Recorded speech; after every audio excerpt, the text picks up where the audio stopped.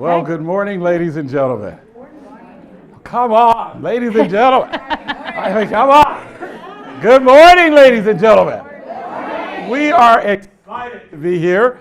Emily Knaggs and myself will tell you a little bit about ourselves in just a moment. I know you've had an exciting time on yesterday, and we're coming today right before lunch, so we know that we have to ramp it up. And we will also make sure that this is interactive, and our goal is to use proximity, so we'll just kind of, if we touch you, don't take it personally. There's nothing intended by it, just trying to get by you. So I want to make sure I stress that right from the beginning. But my name is Odie Douglas, but I'm not here in Santa Clara. I serve as an assistant superintendent of educational services in the Pleasanton Unified School District, which is about 40 miles or so east of San Francisco. And we're excited to be here.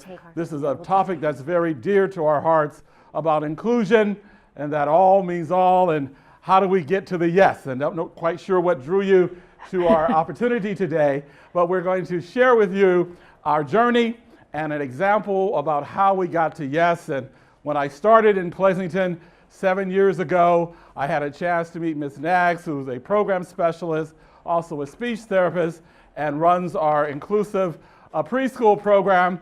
And she gave me a challenge. I don't know what provoked her to do that, but she gave me a challenge.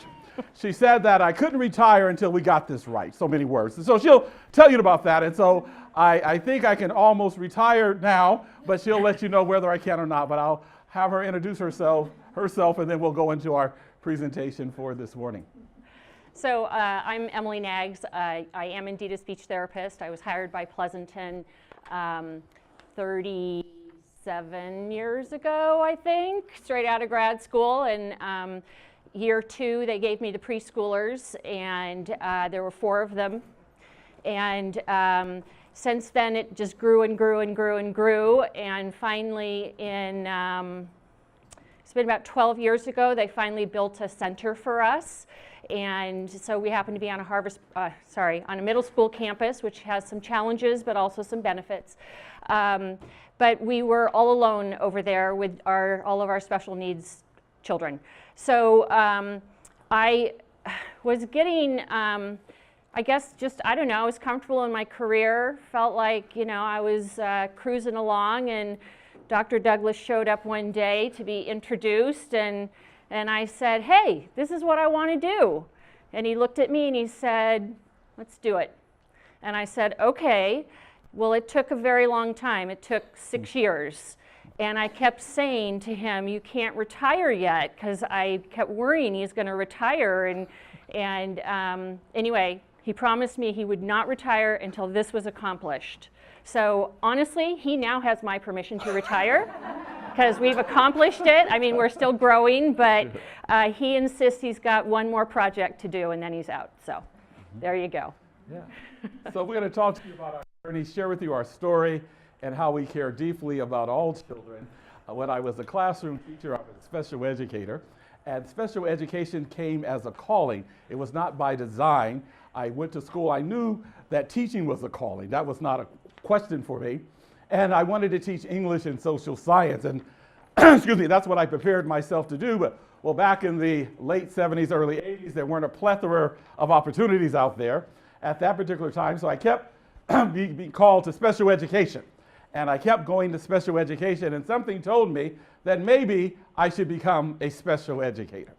And then I got my master's in special education, and the rest is history. It's been the best opportunity that I've done in my career. And when I engage with whatever I do with teaching and learning, curriculum and instruction, if I meet the needs of students with special needs and English learners, everyone else will be able to be connected. So I started out with that, did it as a high school principal, and now in my various roles, assistant associate superintendent. So that's my focus, that's my vision, that's my passion, that's what drives me, that's what excites me. So we'll get to know some things that you would like to find out about our presentation today. Our goal is to make sure that we can connect to where you are on your journey, why you're here. And so if you can share with that elbow partner, we're going to do this very quickly, your name and the impact your job has had on promoting equity and access to a rigorous core Tier 1 curriculum for all students in the least restricted environment. What does all means all to you? And I think there's Post-it notes in these training kits.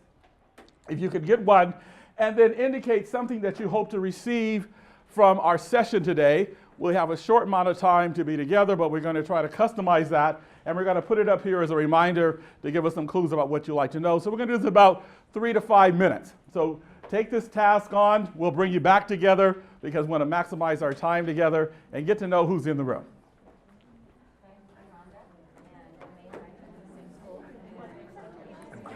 Hey. So is he going to do a report out and we maybe get 5 responses, do you think, or something like that? Does he want them to just mix, or does he want them to say stuff? No, but it sounds like he's going to collect the Post-it notes, and then we can kind of. Oh, okay. So it sounds like that's what he's going to do. But Okay. How did I miss that?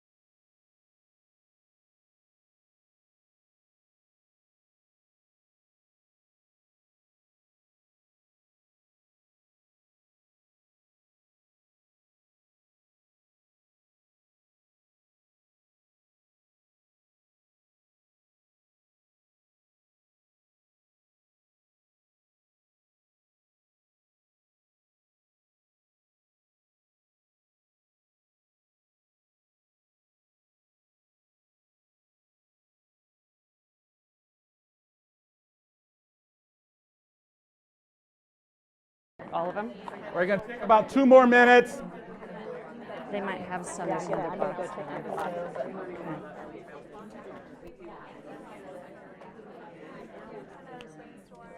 Post-it note for you.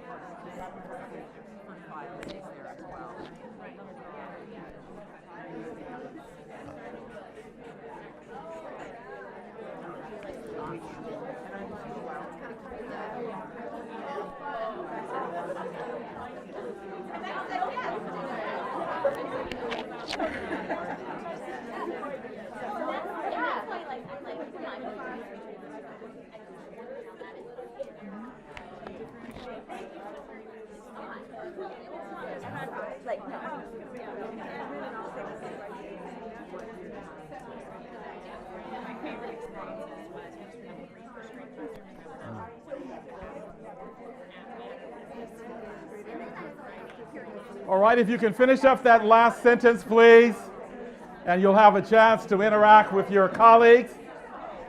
We'll get your attention, please. Thank you. So we'd like to, and feel free at any time, and we'll spend some time about what you want to know. You have your post-its there. We want to get a feel about what you like to know. But what does all means all? Let's look at that, because that's one of the key areas of our presentation today. People would like to give voice and share your thoughts in the room. What does it mean to you today, on Thursday, October the 25th?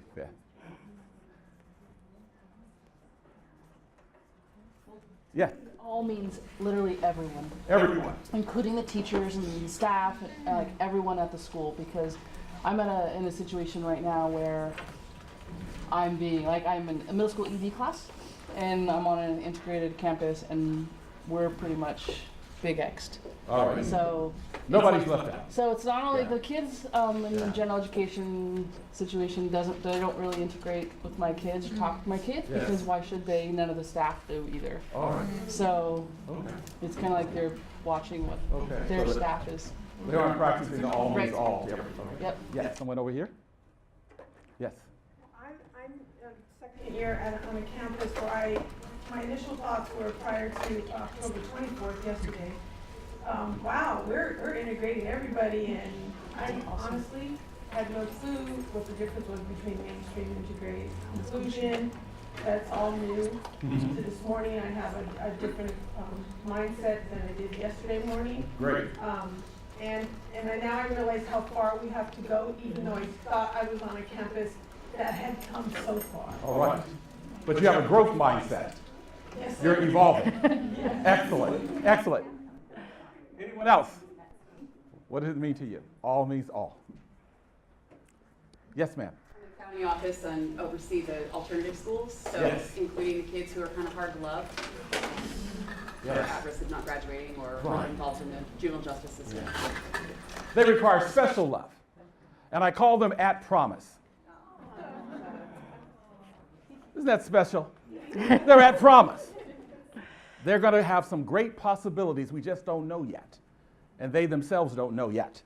But instead of calling them at risk, which seems to be a negative term, I call them at promise.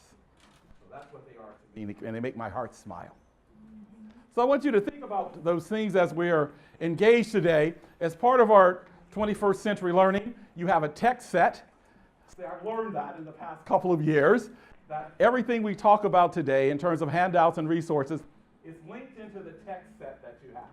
So one of the things that we like to engage with is that we have some norms we have in our leadership, and I'll just say a few of them, and they're in the text set, and there aren't anything that's earth-shattering. First and foremost, we like to start out by saying have fun. It's really important to have fun, be mindful of each other's times. I'm going to try to model this because I know that the outside world needs to be in touch, is that if we can put our cell phones on vibrate, because otherwise we'll have a symphony going on here, and I will be part of the conducting of that. And so if we can do that, and to make sure our phones are on vibration, that will help us with our attention span. So we will do that. And we also want to have no taboo subjects.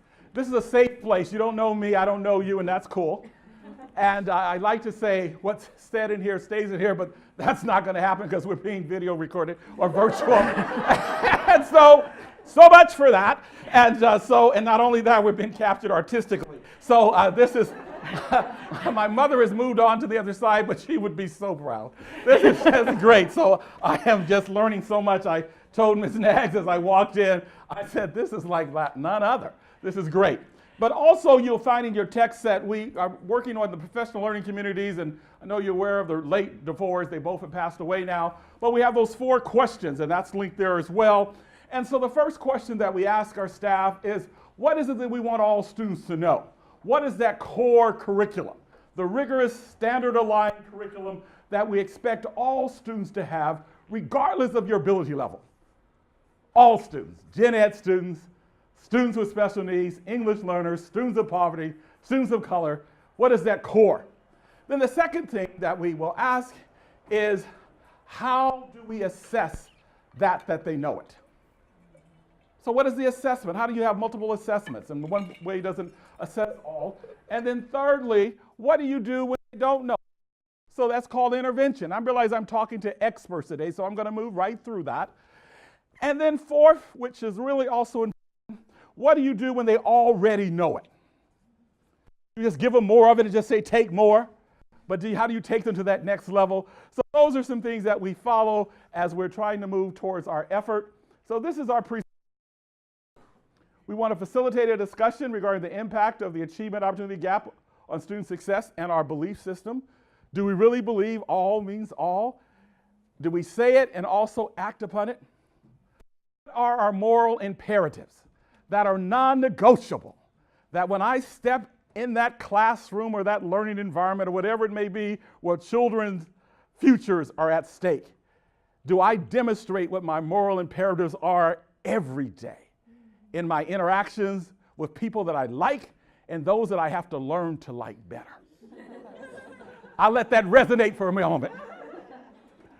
Secondly, reflect on the invisibility that serves students in the least restricted. I love literature, and if time permits, I want to bring in Ralph Ellison, Invisible Man, his prologue into the room, and talk about who's invisible in the all means all. Who's being left out?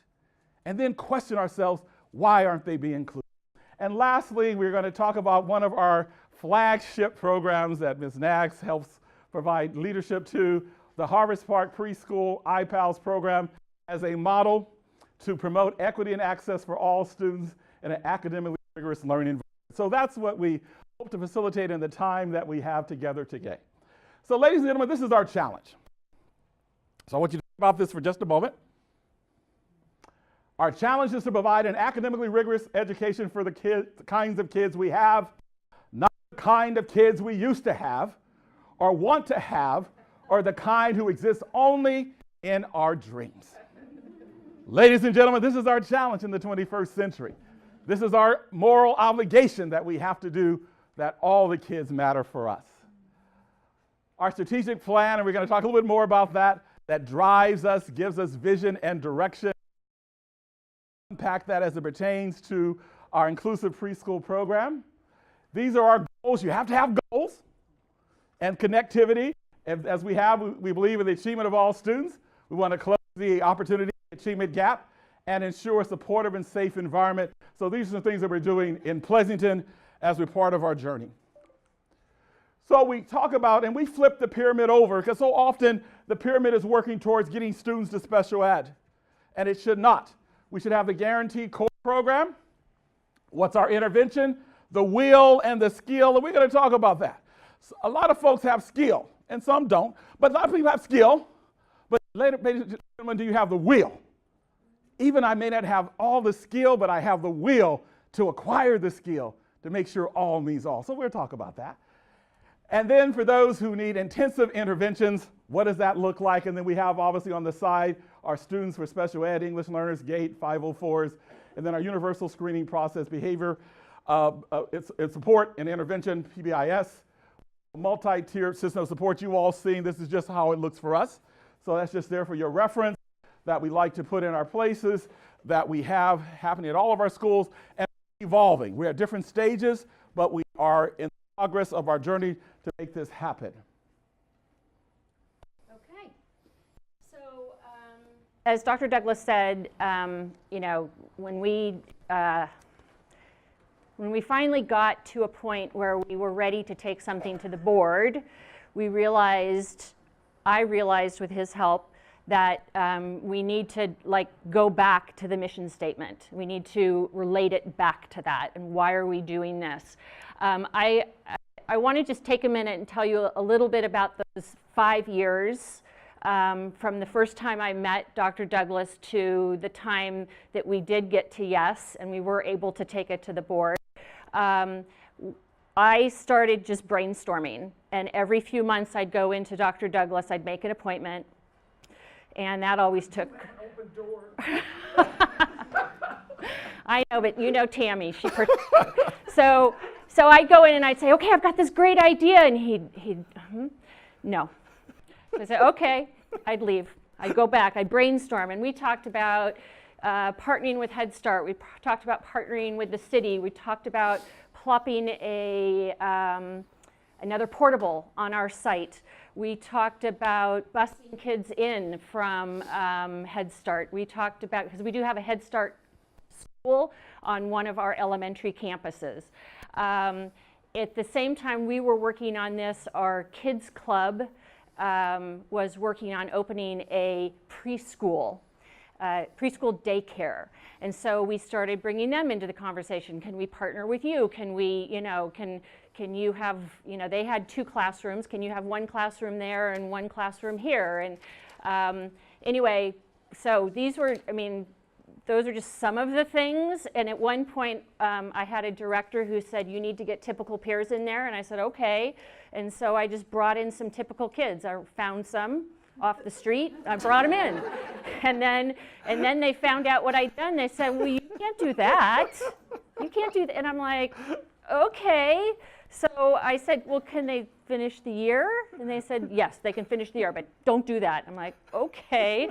So anyway, again, every couple months I'd go into Dr. Douglas, new brainstorm.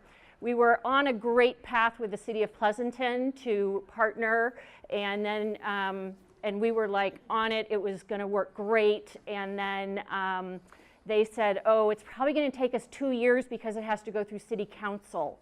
And it was like, okay, well, no, we're already 4 years into this. We can't do another 2 years. So what we then one of the things we talked about is actually getting licensed, and we'll talk a little bit more about that. We, in the end, did not get licensed, but I'll tell you exactly how we did what we did. But in the meantime, all this is happening. We finally come up with a plan, how this is going to work, and now we have to take it to the board and we have to sell it to the board. And they're sort of an intimidating group. Maybe he doesn't find them. I find them a little that. But anyway, so again, okay, so what do we need to do? We need to go back to our mission statement. And again, looking at the fact that we need to focus on the whole child. We need to provide opportunities for all students. Creating socially responsible individuals with character integrity. This is all verbiage I just took straight out of the mission statement. And I just sort of summarized it, rewrote it, and put it here. Working to empower all students to develop character, compassion, civility, and community consciousness. There were some non-believers in the group, and we had a lot of people who were saying, okay, but how are you going to get these kids? Who's going to want to do this? And so we really had to focus on, how this benefits all students. So then I had to look, it's like, okay, you want to know what the typical peers. In fact, at the very first stages, I actually came up with a plan. I went to the director of fiscal services and I said, this is what I want to do. And she said, why would anybody have their typical child participate in a program with special needs children? And it was like, okay. So anyway, I did some research. I mean, it seems kind of like a no-brainer to me, but I did some research. And again, this is just something that was in the board packet. Typically developing children in inclusive classrooms are better able to accept differences, are able to see their classmates achieving despite their disabilities, seem to be more aware of the needs of others. And then, again, just a little bit more, they learn how and when to assist a child with a disability so that the child with a disability can become more independent. And again, they're getting something out of that helping. They're learning how to help, when to help, and they're getting a boost in their self-esteem because of that. One of the things I tell parents all the time, whoever is coming to our program, is that every student in our program has strengths to share with their peers. And I don't care who your student is, whether it's a typically developing student, whether it's a severely involved student, they all have something to bring to the table. And so this just, again, sort of reinforces that idea. So now we're going to talk about the will. And the late Dr. Asa Hillertz made this statement, and as I give voice to it, think about where you are and what does it say to you. He said, do we have the will to educate all children? The knowledge and skills to educate all children already exist. Because we have lived in historically oppressive society, educational issues tend to be framed as technical issues which denies their political origin and meaning. There are no pedagogical barriers to teaching and learning when willing people are prepared and made available to children. If we embrace a will to excellence, we can deeply restructure education in ways that will enable teachers to release the full potential of all our children. The question before you is this: do we have the will to educate all children. So talk to your partner at your group. What speaks to you? What sentence, what phrase resonates with you the loudest? Do we have the will to educate all children? Take about 2 minutes, connect with the text.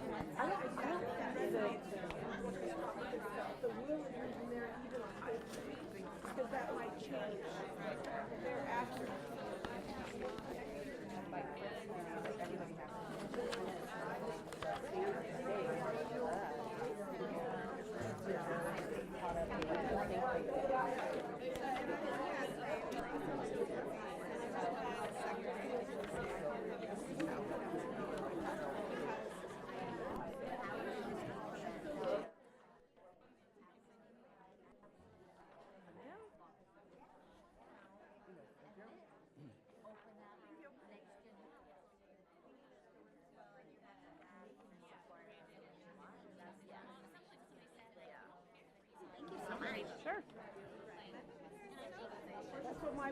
Oh, one more.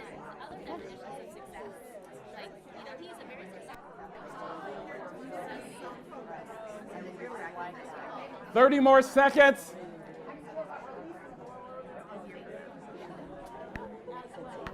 Did you want to share that with us, or?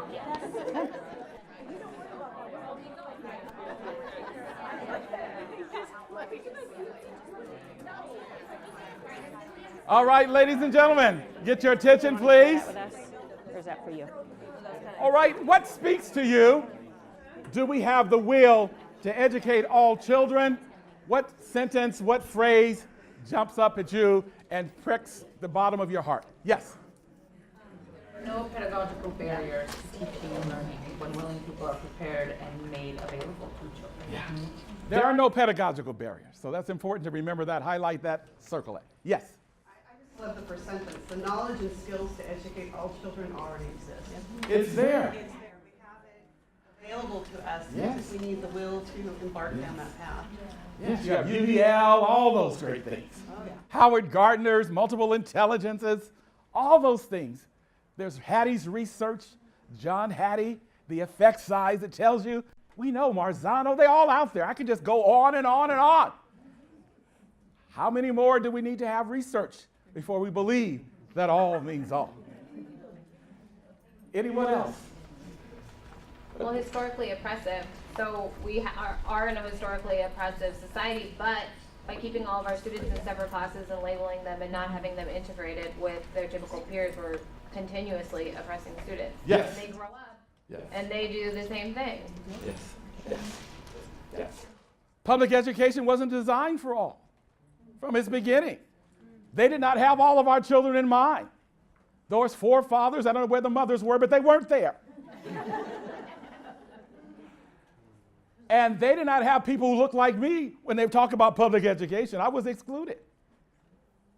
Our special needs children were excluded. Our English learners were excluded. Our females were excluded.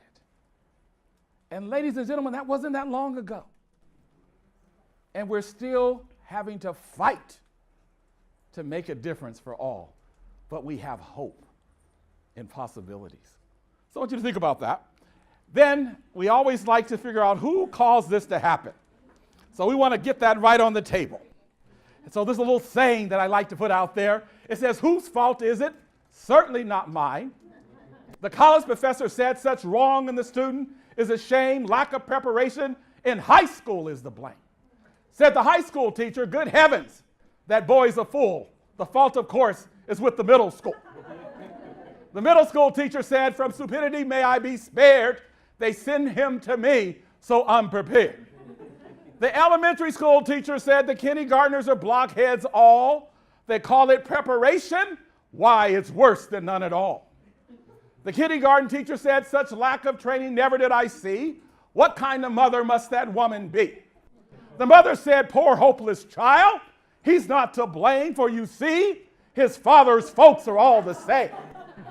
Said the father at the end of the line, I doubt that rascal's even mine. Ladies and gentlemen, there is no blame. Parents send to us the best that they have. And our job is to make the best possible experience for them. And I often tell faculty and staff, some of our children come from homes and situations that would make us weep outwardly if we had to live in such conditions. And if the only love, care, and outreach our children received was from you, what type of love will they receive? What type of expectations will they have if you're the only one in his or her life that has touched him or her in such a special way that caused them to have aspirations beyond their conditions would dictate possible? Because I think about my own story and journey. I had a wonderful mother who worked hard, 3 or 4 jobs to take care of us as a single parent of 5 children with multiple personalities. And she ruled with an iron hand that even though she wasn't there, her presence was felt. Now, you never had mothers like that. Even though she wasn't in the house, when mother called, we all jumped. And we knew that we had to rise to the occasion because she did roll call. And I want to know if you're doing this and here are your chores and do that. But she also counted on the school to help her educate her 5 children. As a single parent, she started out as a housekeeper, and I didn't realize until I watched this show, I told my sister Mama was the help. Mother was the help. And I didn't realize, I got it now. I can handle it now. But at the time, I just didn't understand it.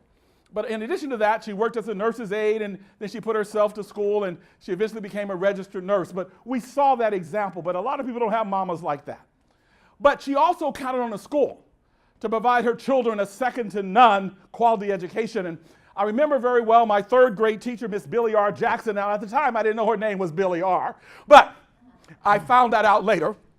But Mrs. Jackson, my third grade teacher, she just cared so much about us, and she poured into us, and she made sure as latchkey children we were well taken care of, and she gave us the best that she had, and she gave us opportunities to help her out in their classroom, and all of my siblings, for the most part, had her, and I'll never forget her. And because of her, and as well as other factors, I decided I want to be a teacher because she did so much for us.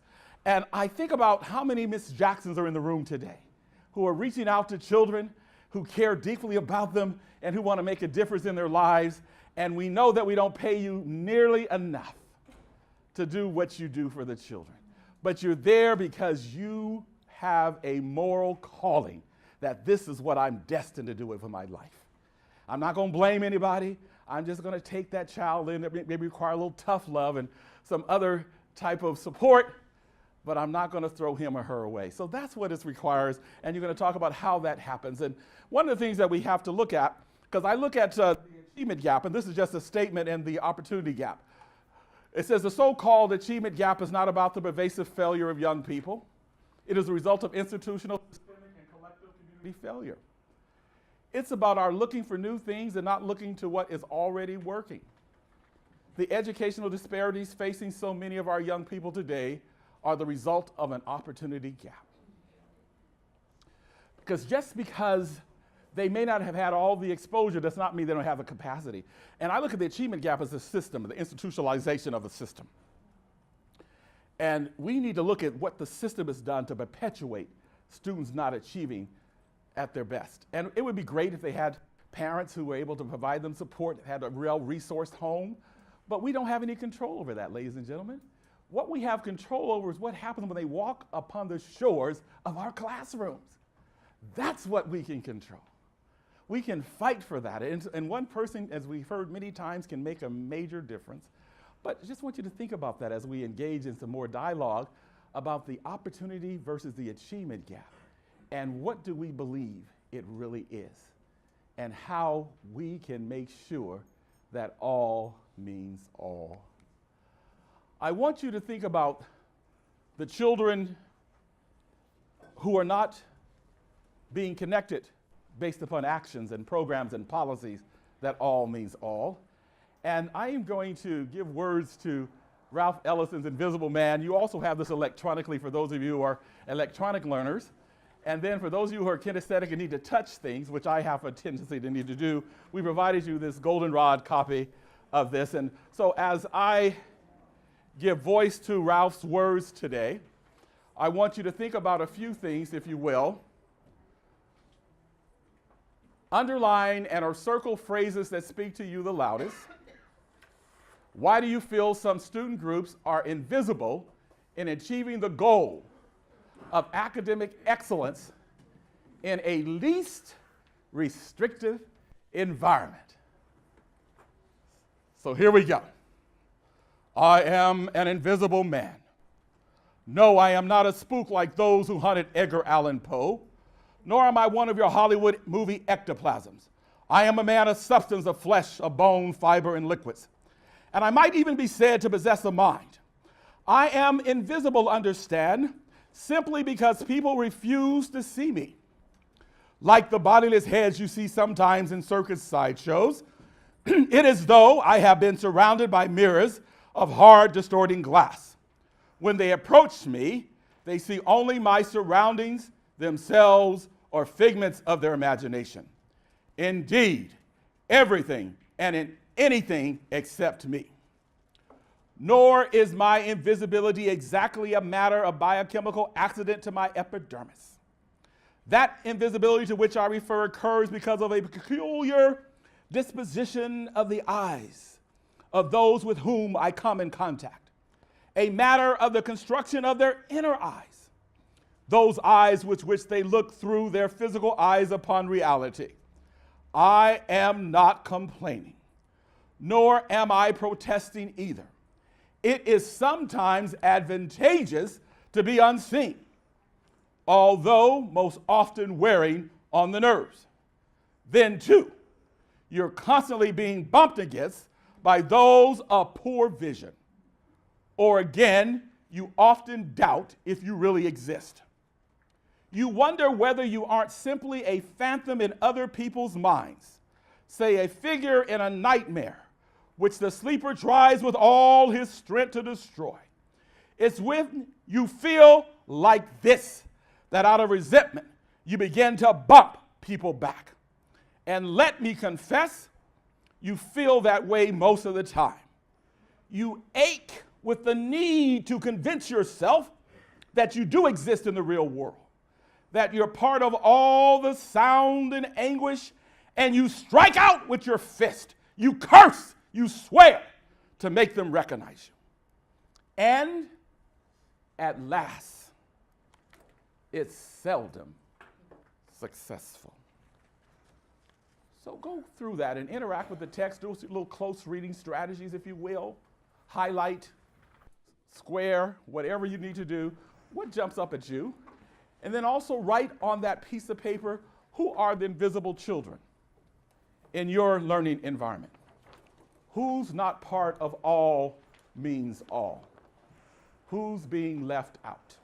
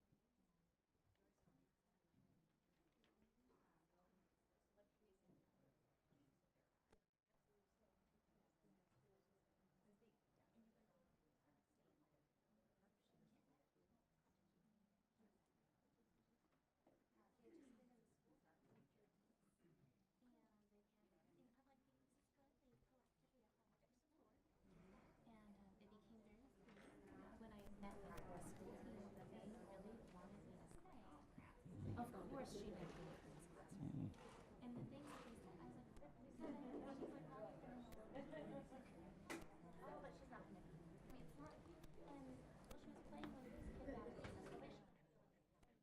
who the invisible students are. So I'm going to put that on the next sheet. No, this is fine. Okay.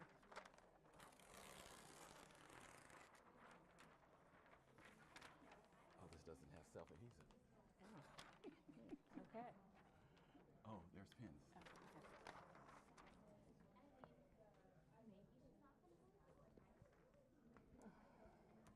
right, excellent.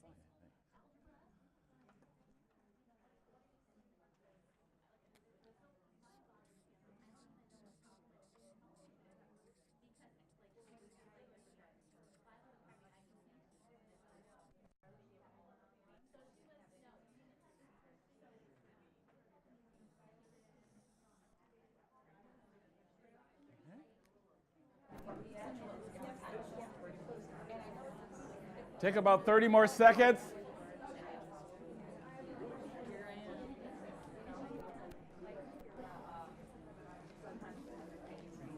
Okay.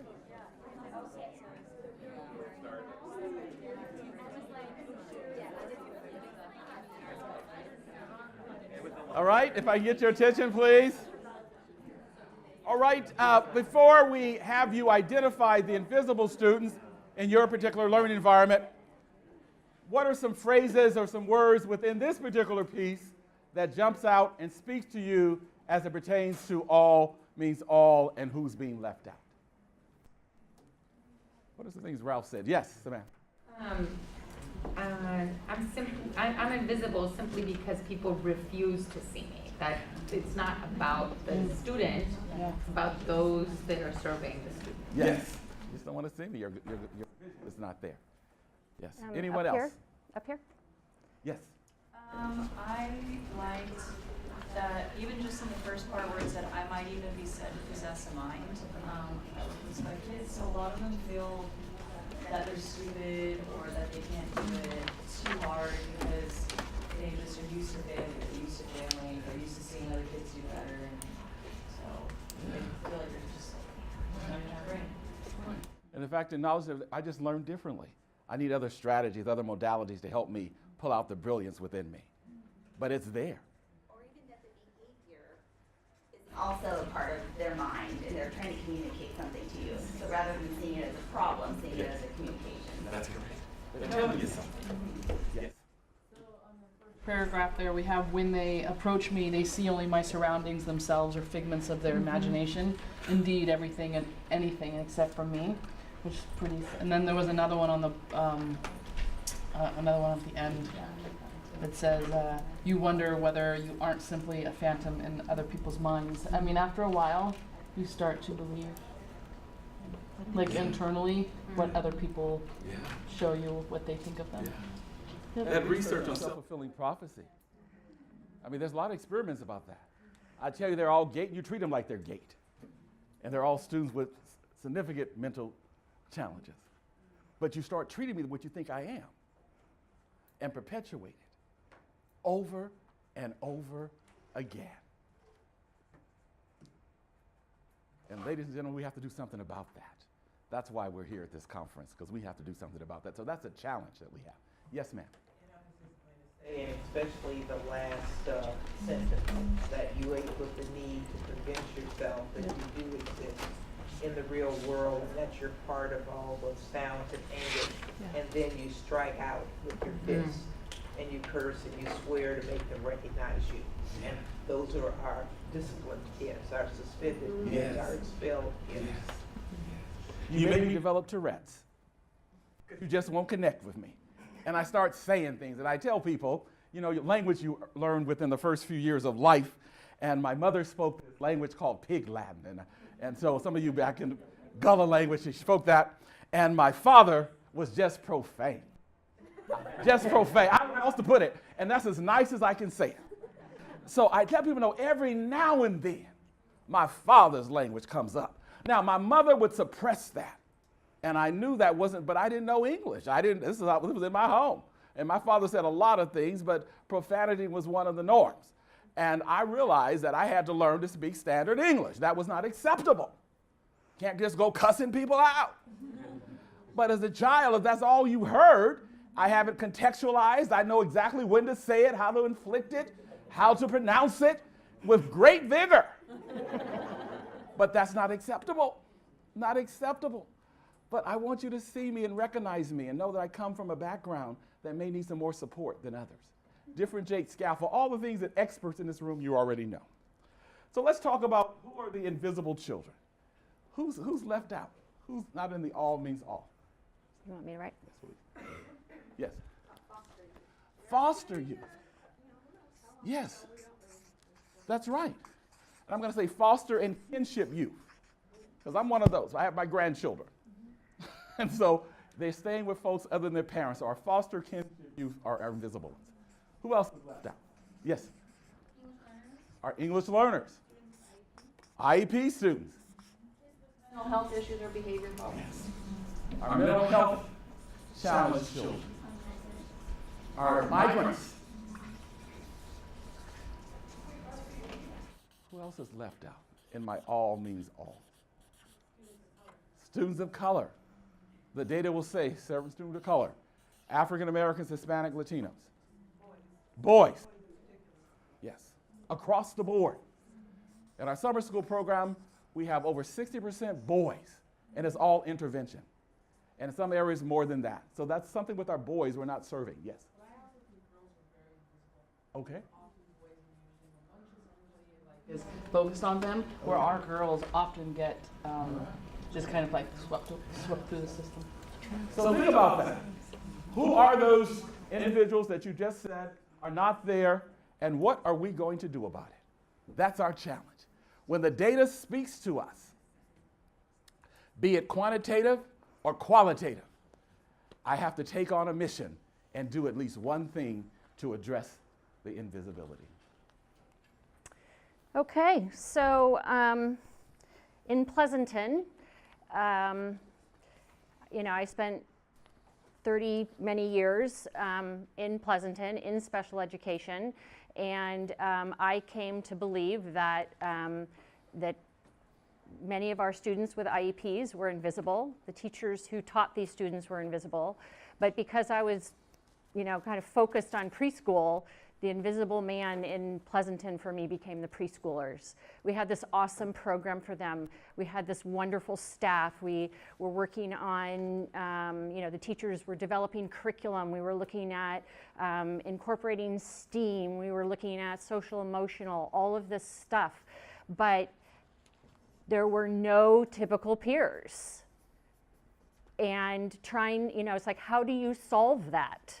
And So the problem was, of course, in the public schools, we're charged with ensuring that to the maximum extent appropriate, children with disabilities, including those in public schools, are educated with children who are non-disabled. And so prior to March of 2017, we had this awesome program, No Typical Peers. And, I kept hearing, you're out of compliance, you're out of compliance, you're out of compliance. Have you done anything about that compliance? Did you know you're out of compliance? And I'm like, yeah, I know. What do you, I'm trying, what do you want me to do? So anyway, what we believed was that by creating a preschool setting where children with and without special needs could participate together, we would create an environment where all children were prepared to enter kindergarten. And more importantly for me was to have the skills that are necessary to thrive in our increasingly diverse world.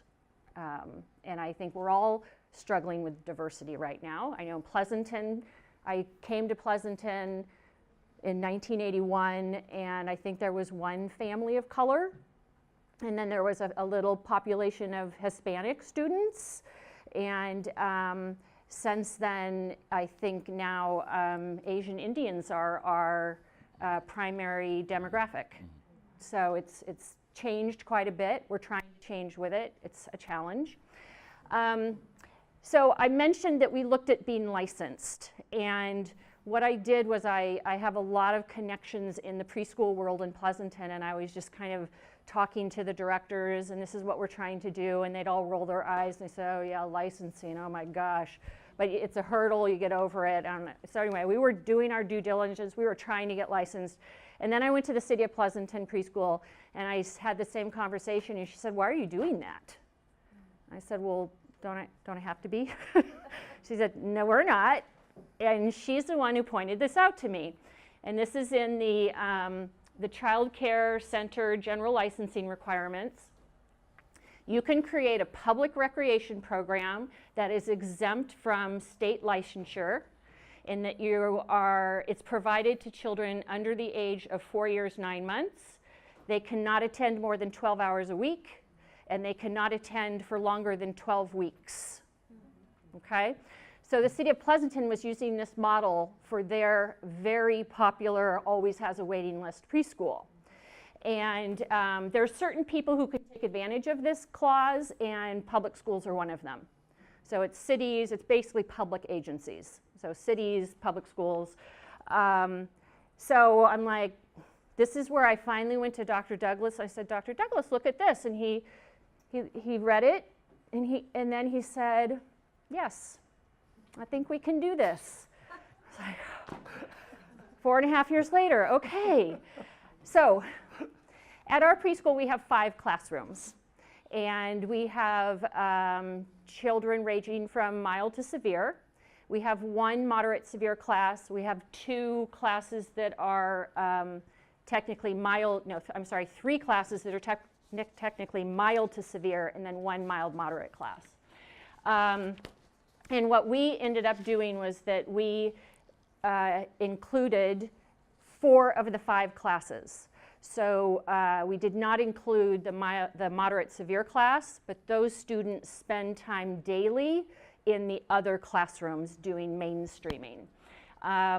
With our current classroom availability, we can accommodate up to 48 typically developing students. And our goal, I think there's a couple classes where we actually have reached this goal, but it is early in the year. Our goal is 50-50. So we want 6 students with IEPs and 6 students that are typically developing, attending in the class. I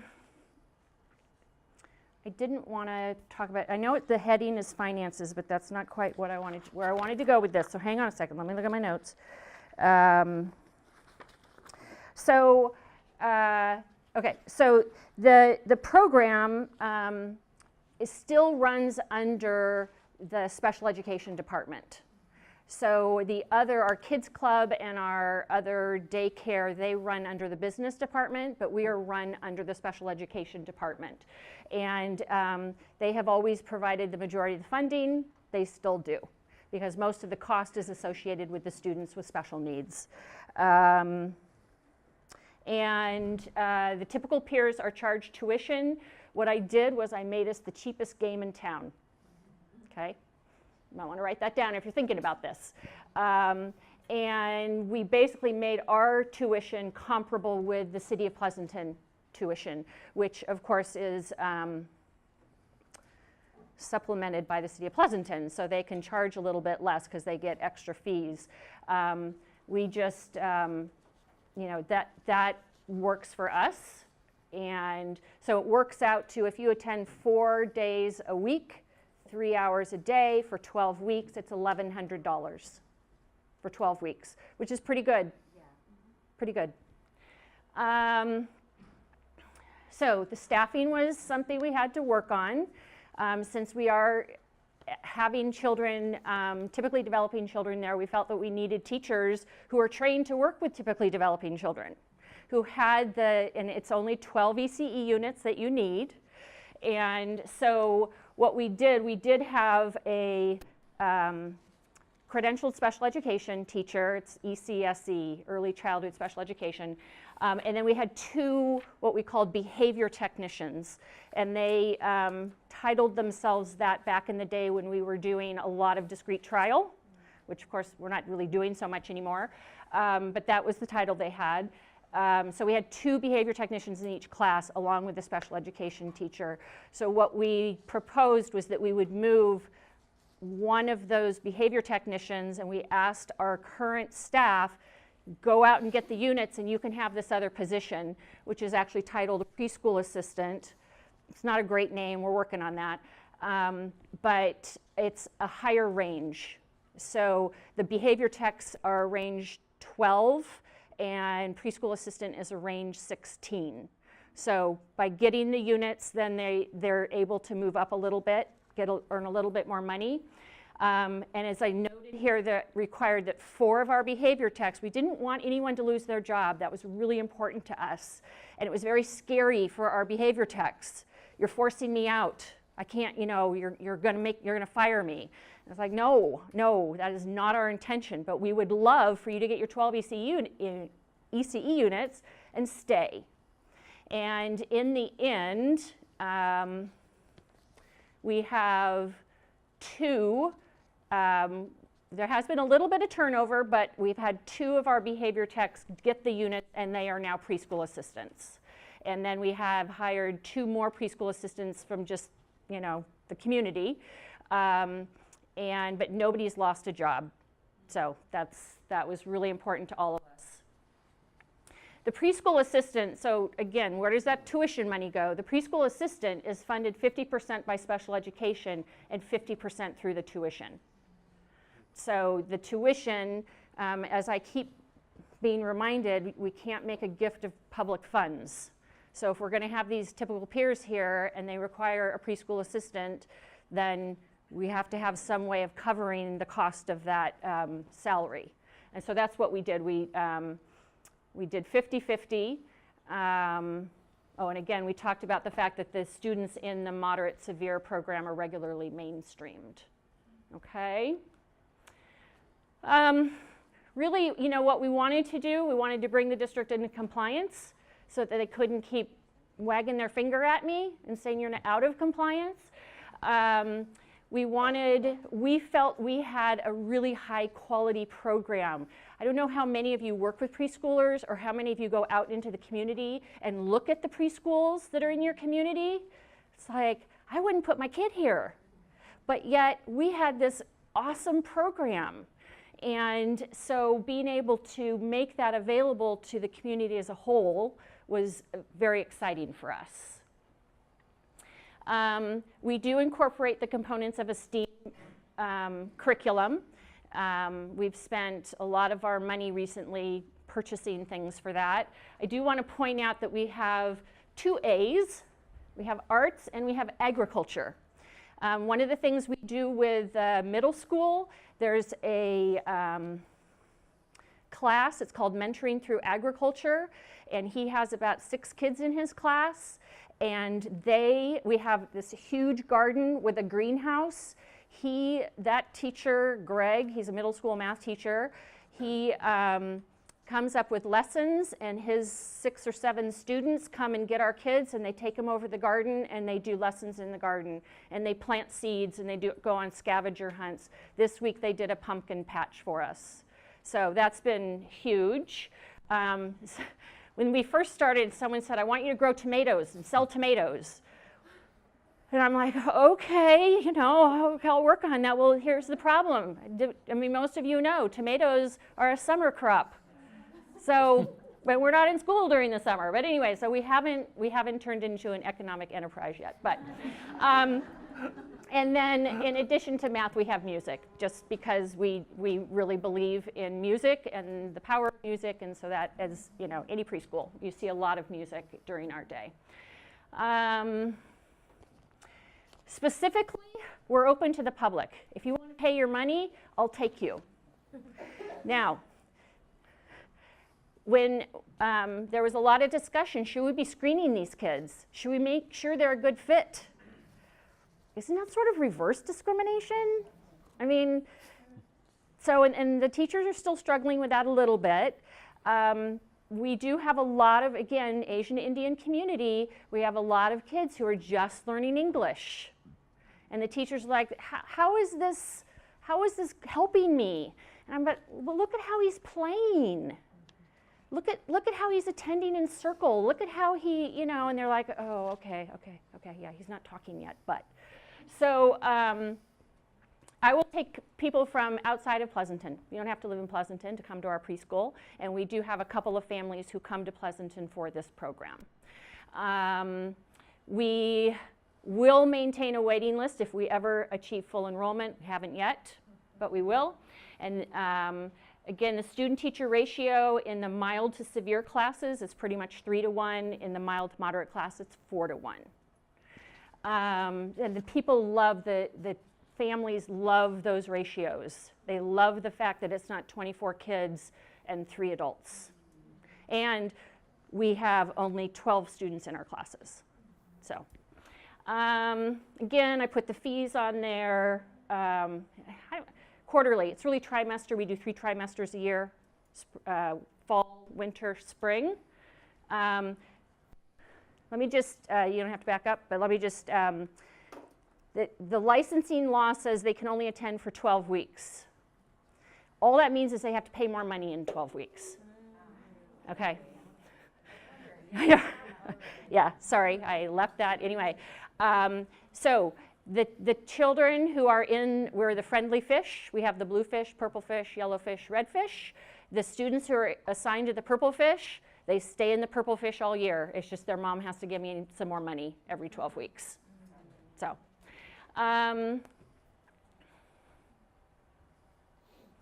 again, we only charge tuition for children without IEPs that specify special day class placement. We do have some of our students who come for speech therapy whose parents have now asked to be what we call an IPAL, and I have said sure.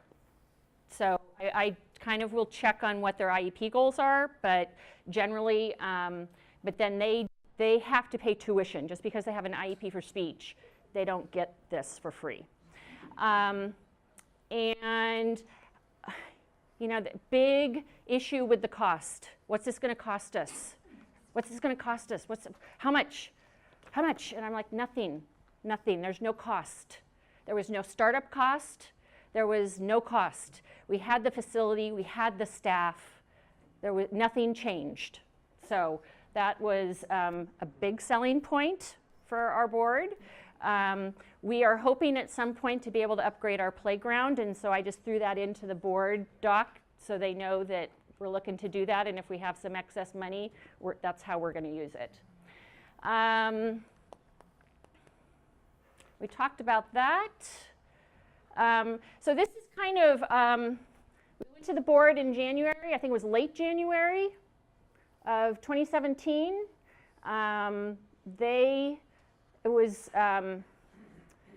I almost missed it because I was so nervous. They enthusiastically approved it. Not only unanimously, but enthusiastically. And someone said, Emily, did you get that? Did you hear that? And I'm like, what? Anyway, they enthusiastically approved it. It was unanimous. We had to do some work with our union in terms of moving people from behavior techs to preschool assistant positions. We started marketing. We started registering students, and our first IPAL started on February 27th. So it was fast. It was a busy couple of months. But right away, we had people who were lined up. They wanted to join. We had a family move to the Bay Area from Kansas. They moved to Pleasanton because they read about our program. Another family moved from Seattle. They moved to Pleasanton because they heard about our program. It's like, are there other considerations when you're moving across the country? But apparently not. Anyway, yes. So we have what we call a peach jar. I guess, is that a standard thing? Is that just people? It was just like the weekly announcements that come out from the school district, and I just put it in there. And honestly, that's kind of all I did. I mean, I have some posters, and we put some posters around, and it didn't take very much. I think that I've never checked with them, but I think the city of Pleasanton, because they always have waiting lists, I think they refer their families on the waiting list to us. So it's good to have those relationships. Yes? Do you track the demographics of the students who are coming in there, or the IPALs in terms of their families? Because I would think that I was a working mom, and that program wouldn't work for me. Yes. So yes. it's a certain, I'm just wondering who those folks are who, oh, it's okay for my 3 and 4-year-old to be there for a couple hours, a few days, you know what I'm talking about? Yeah, I do. So there's And it is amazing. affluent Yep. group of people who would have their kids in there, which would mean that a lot of the people that were worried about the unseen do not have access to that program. Yes, and that has come up a lot. I'm routinely asked, do you have extended care? That would require us to get licensed. I've thought about, partnering, trying again and the partner with our district daycare program. But it is amazing how many stay-at-home mommies there are in Pleasanton. Well, no, I know, because it's Pleasanton. I guess. I don't know. I mean, it's cheap to live in Pleasanton, but yeah. Right, I mean, Yeah. that's what Yeah. I'm saying. Yes. Yeah. It has definitely come up, but there's interesting, especially the Asian Indian population, a lot of them have grandparents in the home as well, and so there are a lot of kids who are brought by grandma or grandpa. Yeah. As we know in preschool programs, towards the end of the year, as the 3-year-olds come in, the numbers really grow. Yep. So how do you balance that caseload of perhaps 10 or 12 half-day students in April and May with the ratios and the So honestly, we haven't been faced with that yet. However, what I keep telling my teachers is we'll deal with it by staffing. Yeah, so if we get to a point where we have to add staff, we're going to add staff. iPals, by the way, I don't know if you picked this up anywhere, it's inclusive play and learning. Okay, so we're the iPal preschool, and that's what that stands for. Sure. And one of the things that Ms. Knaggs is doing, we're reaching out to our underserved population. Yes. And we're trying to provide tuition assistance for those individuals, and she's working on that with some monies we're getting from the city of Pleasanton to make sure that all means all. We have our LCAP identified population, you know who they are, in terms of socioeconomically disadvantaged, our English learners, our foster, and we add kinship youth as well. And so we're also wanting to be inclusive of those individuals who may not have any early learning opportunities. Yeah, and that's sort of been an ongoing follow-up for me. I finally reached out to, we have a group of social workers in the district. No, not social workers. We do have social workers, but and that's parent liaisons. Parent liaisons. That's the one I reached out to, and I said, what can we do? And the woman who oversees them says, I can help you with that. And I'm like, thank you, someone can help me with this. So anyway, we're about to enroll our first set of students who are going to be supported through this grant through the city. So that's exciting too. I've also gotten private donations to cover tuition for some students who I know have been in need. So I've done that as well. Yes? How many classes did you start with? 5. Yeah, we've always had 5. Well, when we first were there, we had 4. And we quickly outgrew that, so then we added the 5. So I would say for the last maybe 9 years, we've had 5. Yeah. So these families are going to expect inclusion to continue. Are you preparing the kindergarten teachers for inclusion? And so that's why I want to give you the set about how we're moving forward as a district. Because that's important, that all means all, and we have to provide support and resources to our children in the least restricted environment. So that's why I want to let you know this is our mission, this is our strategic plan, these are some activities that we're working towards, and constant professional development. And we're working on that belief system. So I won't tell you everyone there believes that all means all, because I would not be representing the truth. But we have to let them know, and when I said oftentimes when I was a principal, if you don't believe all children can, just act like you do. Because I'm going to evaluate you as if you do. Nothing more to say. But selfishly, I'm really hoping that this is going to push this upwards. I mean, we believe very strongly in the Komochi social skills program, and for years I've been trying to push it up, and finally it went up to TK. We're trying to get it up to kindergarten, but again, my hope is this is going to be such an integral part of our program and what parents are expecting that it's just going to kind of force the issue. It's not that easy, but. you know. Did you? Yeah. Oh, virtual question. Oh my. Movie star. This is an excellent question. Can I get a better understanding of the role of the behavior tech versus the preschool assistant? And that is an excellent question. So the behavior techs, our classrooms function as a team. Everybody supports all of the students. The behavior techs have particular knowledge when it comes to behavior. So they might be called upon a little bit more to help out with some of the challenging behaviors.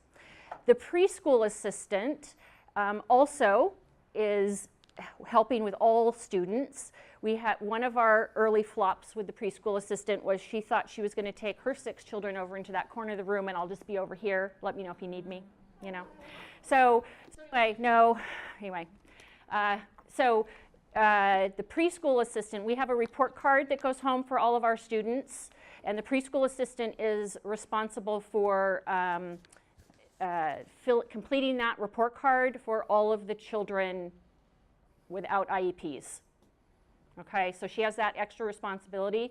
She also is considered kind of a co-teacher. So the expectation is that she's going to be doing some circle time. She's going to be planning some of the small group activities. So the behavior techs are not expected to do that. They may be asked to implement something at a small group, but they are not asked to actually do some of that planning. So there are some additional expectations of the preschool assistants that are not on the plate of the behavior technicians, but I tell you, everybody toilets. That's been an issue. Everybody toilets. I will toilet. So anyway, there's no difference there. Anyway, yes. We do DRDPs for the children with IEPs. The children without IEPs do not get have the DRDP. It's not required. Yeah, it's not required. But we have a report card, and everybody gets the report card. The IPALs get a report card, and the children with IEPs get a report card. One of the reasons we did the report card was because we felt, parents thought the kids were coming to school and just working on their goals. And we really wanted them to see that we're working on all different kinds of things, not just their goals. And so when every time the parent says, but you're not doing this, you're not doing this, then we bring out our report card and say, well, if you look at here, see, we are working on this, and your student's making good progress in this area. So, anything else I've forgotten? Great question. Yes, ma'am. Is there any way we could see what your report card looks like? I can work on that. I can link it into the text set, and then you'll have access. Okay. Okay. I'm excellent. trying to be there, 21st century. So remind me, we can yes, link that in. I'll make a note. Yes. All right. Any other questions? Yes, ma'am. I know it's not been that long, but has there been any evaluation of the goals or the outcomes for the students with IEPs now that there's peers versus before? I don't know that we've done, oh, sorry, I'm losing my cord. I don't know that we've done anything formal, but I will tell you that I don't want to paint this pretty picture of how wonderful this all was and how easy it was for all of us. The teachers were not sold. Every one of the teachers now will say, I will not go back. So I think, they see the benefits. Do we have anything quantitative? No. But the teachers see it and they don't want to let it go, which I think says a lot. And in true transparency, Ms. Knaggs, we've had a turnover in some of our preschool teachers, and you now have some that are phenomenal. They were phenomenal before, but we've definitely had some changes. Yes, we have. We had someone decided to become a school psych. What? Why would you do that? Don't you like preschool? Anyway, and then another one, where'd she go? She left. I think she left the area. Anyway, it's been a very stable staff, but this year, yes, we have some new teachers. Yeah. Of course. We'd love to show off our program. Yes. Yeah, absolutely. Yeah. Absolutely. And I think one that would really speak to you deeply is when you have middle school students through this mentoring through agriculture program who have adopted these children and they take them under their wings. And I just get chills when I go out there and these are their children. And you're talking about cross-peer support, and we have this phenomenal teacher, Greg Dankworth, who is just a gift to education, who works over and beyond, and because of the work that we're doing, we've included this work in our Career Technical Education Master Plan to give these children these opportunities and to have the middle school students help them with environmental opportunities.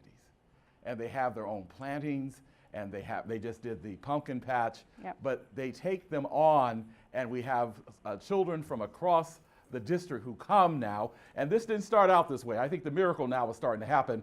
Last year, we kind of came along, and this year we feel like we're in our stride, but it just makes me so joyous to have our middle school students, who some are at promise, whose behavior has been transformed because of their interaction with the preschool students.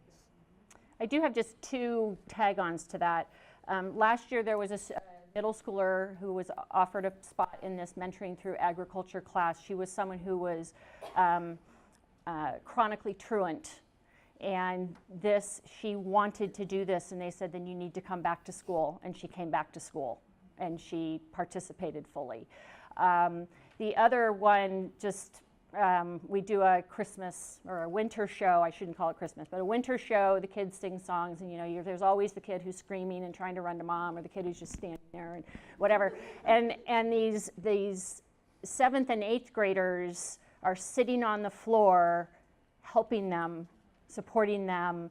I mean, there's one. He was the biggest kid. I mean, he was taller than I am. Over 6 feet tall, big guy, and he was sitting there next to Sabrina, holding her hand and doing all the dance moves to the song.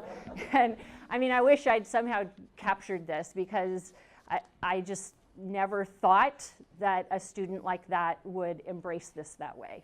So anyway. Sure.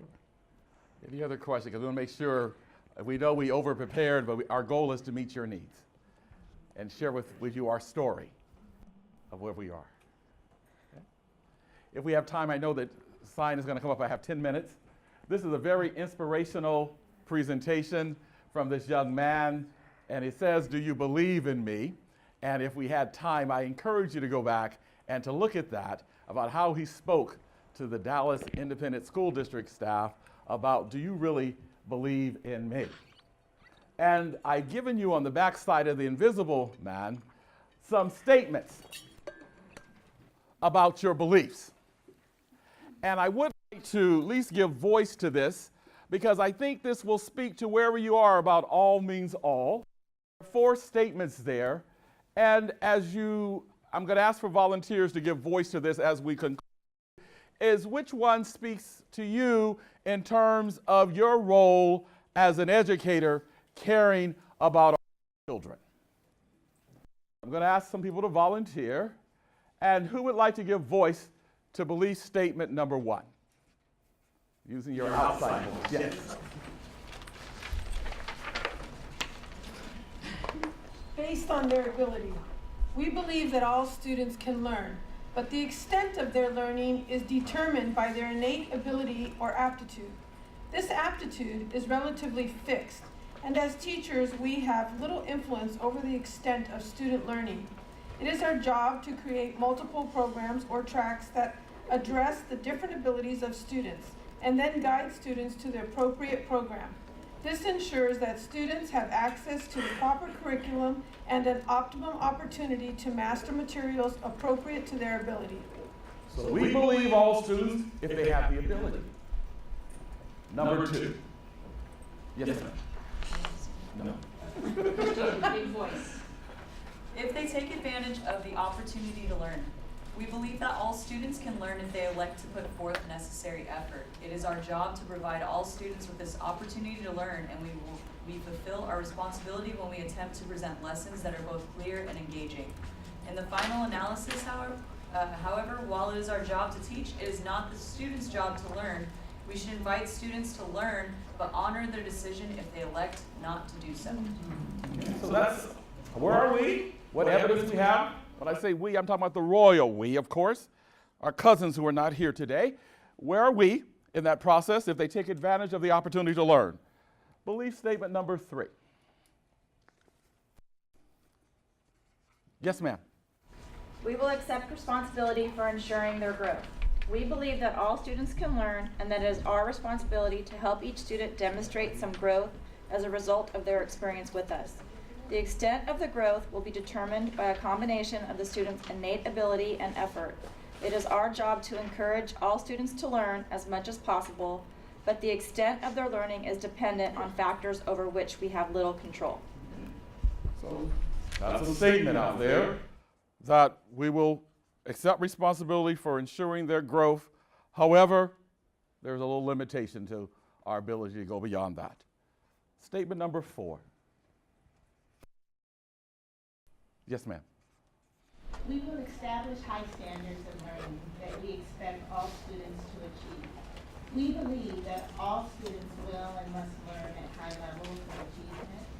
Our job and moral responsibility are to create an environment in our classrooms that results in this higher level of performance.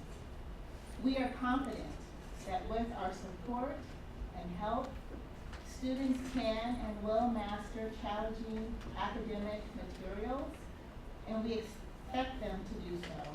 We are prepared to work collaboratively with colleagues, students, and parents, guardians to achieve this shared educational purpose. So this one incorporates the will and the skill. So talk with your partner. Where do you feel our system is? Where you are may be, which one of these, maybe a little bit of both, but where we are with our belief system. Take about 2 or 3 minutes, just engage with these statements.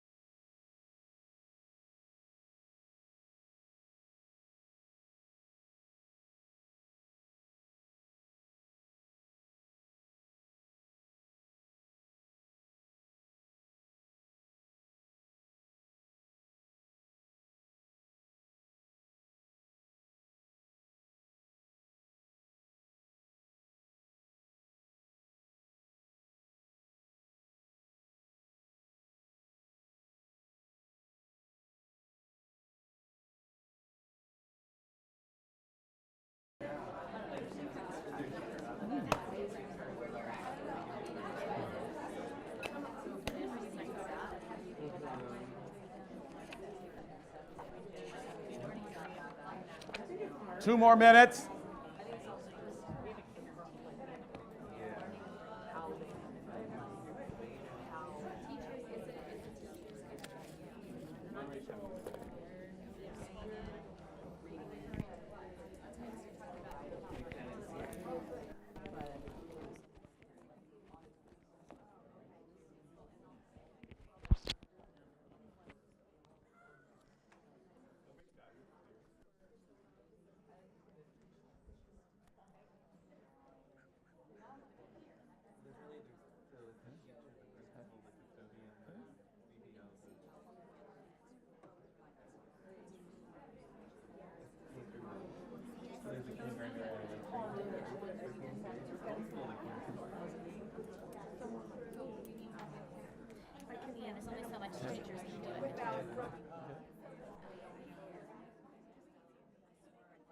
All right, if you can finish up that last sentence, please.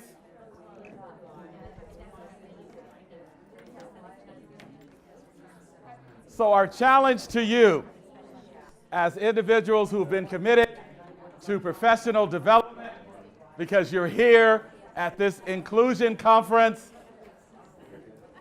the challenge is create your own statement number 5. What would your statement number 5 be? Maybe a little bit of number 1, number 2, number 3, and number 4, but that's a challenge for you. What would statement number 5 be? This is depth of knowledge 3 and 4. You're going to create your own based upon data at your respective sites to say, what do we believe about all students learning? And that all means all. And what are we going to take away from this great learning experience you've had yesterday, today, and what you're going to be anticipating on tomorrow? What would your statement be if you had to create your own? Oftentimes, this is what our system looks like as a visual.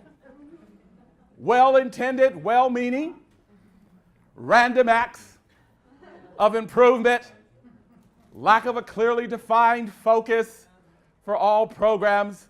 I can say guilty, guilty, guilty. Well-intended. What day of the week may determine whether excellence happens? Not quite sure. So that kind of lets you know that occurs oftentimes at the exclusion of all means all. This is what we'd like for it to look like.